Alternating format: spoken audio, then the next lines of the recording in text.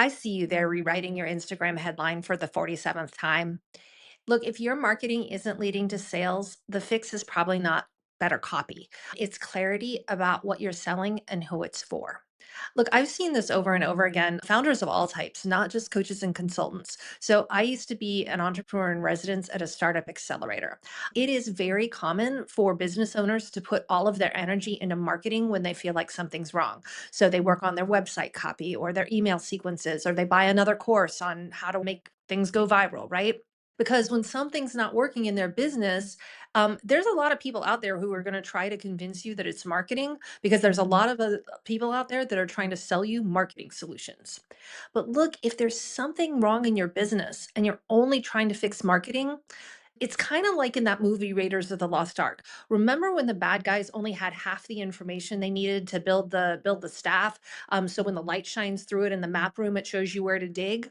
Well, look, if you're only looking for marketing problems, there's a really good chance you're digging in the wrong place. So where else do you look? Well, stick around because that's what we're going to dive into today.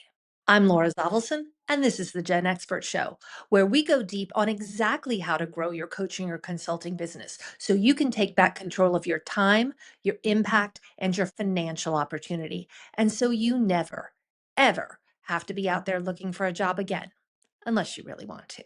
So I think one of the reasons we always look to marketing is because making changes there feels productive, right? And on the surface, we don't have to disrupt our core business to make marketing changes. So it's something we can fix kind of quickly. And there's a lot of options to choose from. So SEO or social media or storytelling or headlines or hooks or copywriting or design, right? So many choices. There could be something wrong anywhere in there. So we dive in and it's like playing whack-a-mole, right? But here's what I've learned the hard way. Marketing is not a magic wand. It only works if you're creating demand for something people already want to buy. Okay. And I'm not trying to be flip here, right? It's not obvious. It's actually a very logical thought that if you're not getting a response from your marketing, that you should try to fix your marketing. But this is something I've observed after working with more than 500 students and founders for the last 15 of the 25 years I've been an entrepreneur. I feel so strongly about it, I built my whole business around it. But here, instead of me just talking about it, let me just show you a couple of real examples. I'm the plug for anything related to growing your business. We work with literally any business. I offer copywriting help, LinkedIn ghostwriting, and daily business insights. I help others grow more sustainably at higher velocity by creating an ecosystem of growth solutions to incubate success. I help leaders in their organizations seriously level up their performance, catalyzing meaningful change and progress straight ahead. Or this is for people who want to elevate their level of living. Now, look, I don't want to make fun of anybody, but from these examples, I can't tell what these people do. Like, what are they an expert at? What do I get if I work with them, right? Look, it's like that scene in Jerry Maguire. Wow, I'm really hooked on the movie references today. But it's like that scene in Jerry Maguire where he's begging the Cuba Gooding Jr. character to like help me help you. So you have to be really clear on how you help people, or they're going to have no idea why they should work with you. And people are not going to dig down to try to figure it out. They're just going to move on to the next person. So I have a test for these kind of statements. When you make a statement about what you do or who you help, it has to be clear what problem you're solving and who you solve it for. And there's bonus points if you can work in why it matters. So let me show you some different examples that I think are much clearer. So here's mine. I help Gen X coaches and consultants generate more revenue so they take back control of their time and their financial opportunity. All right, so who do I help? Gen X coaches and consultants. What do? I help them generate revenue. And why is that important? So they can take back their time and their financial opportunity. Here's another one I found. I help entrepreneurs who want to YouTubeify their businesses and look good, feel good, and sound good on camera. Okay. So who does this person help? They help entrepreneurs. What do they help them do? Look good, feel good, and sound good on camera. And why do they care? Because they want to YouTubeify their business. Okay. They want to use YouTube for marketing. I've got one more for you.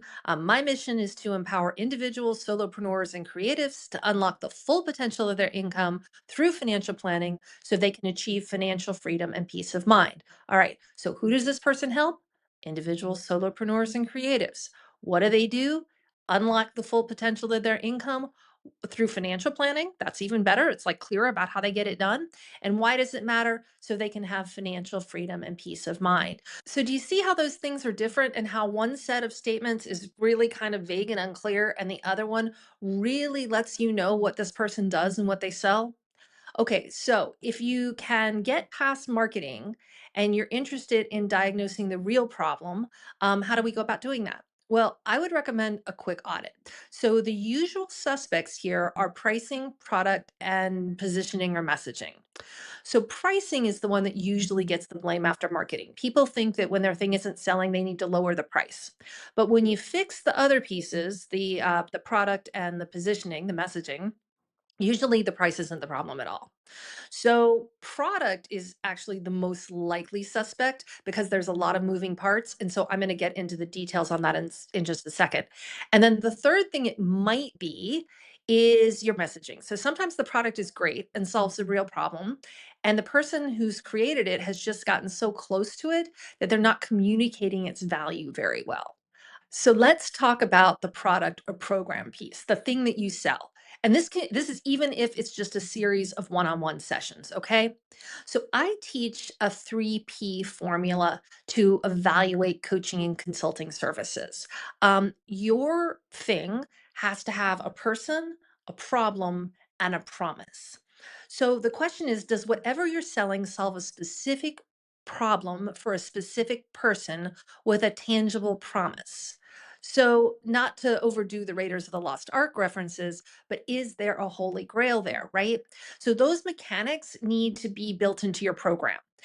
To go a level deeper, you need to make sure the problem of your 3Ps is something that your client is really interested in getting solved. Like they've got poison ivy and they're itching and they'll do anything to make it stop, interested in getting it solved. Because people buy things to solve problems. So you need to be solving a problem they're willing to pay to get solved. I think if your business challenge is in this area, I would highly recommend taking a look at some of the videos I've created around finding your niche because I encourage people to go deeper than just a client avatar and to actually pair the person with the problem. So I will link to some of those videos in the description. Okay, so if you take a close look at your program or your product and you feel like you honestly have all the P's dialed in and you're not just guessing, the next thing we check on is messaging. So, how do you talk about what you do? And who are you talking to? And yes, this part does overlap with marketing, but I put it in its own kind of department, and here's why. In my mind, marketing is demand generation. It's how you get the word out, it's visibility. But if you're doing a really great job getting visible, but not using the right words, the problem is probably in your messaging. So there's two pieces to this. First is who are you talking to? I recently did a 6 week sprint on how to develop your program. And one of my clients had designed a mental wellness program for startup founders. And all of her messaging was around why startup founders need mental health strategies and what the benefits were and all of that. But she was trying to sell the program into startup accelerators and incubators. So the buyer, the decision maker, wasn't a founder at all. It was the program manager. And so we didn't need to change anything about her program. We needed to change the way we talked about it and talk about how it would benefit the person she was actually selling it to. I actually did a whole case study video on another set of founders who did the exact same thing. And I will put a link to that one in the show notes and the description. Okay, so if you think about it, in both cases, these business owners could have worked on their marketing all day long, but they were trying to convince the wrong person. So there's no marketing magic in the world that could have worked. And then the other piece I look at when we look at messaging and positioning is whether or not it's doing the job it needs to do in terms of helping people understand exactly what they're buying, creating urgency, shifting beliefs, and building that know, like, trust. And this is one of those pieces that's really hard to see for yourself. You just get too close to it. And by the way, I've got a free PDF that'll give you 52 prompts that will help you create exactly the kind of content that gets this job done. So you might want to download that and compare like what those prompts are suggesting with the content that you're currently creating and putting out there. So if you do the audit and you suspect you need to fix something beyond marketing, well, what can you do? Well, step one is do not buy another marketing course and maybe put a little less energy into marketing for a brief time. Now, if you have a weekly newsletter or podcast, don't stop that. Consistency is important. Don't turn everything off, but certainly take a break if you're running paid ads and maybe back off posting a little until you kind of look at what else needs to be fixed, okay? Now, step 2 is if you think your problem lies in your program, in your offer, talk to some humans, okay? Customer insight interviews are the absolute best way to get that problem fixed fast. Step 3, if you think the problem is the positioning or the targeting, the messaging, phone a friend to help you audit, okay?